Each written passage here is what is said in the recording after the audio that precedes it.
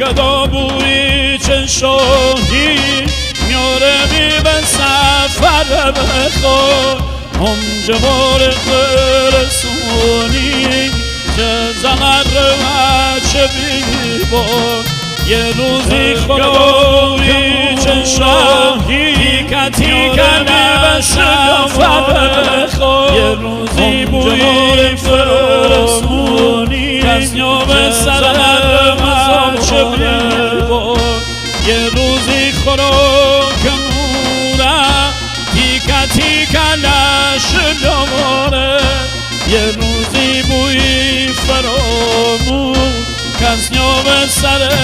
مزاره عجل بیام منه زارو بگیرد نبم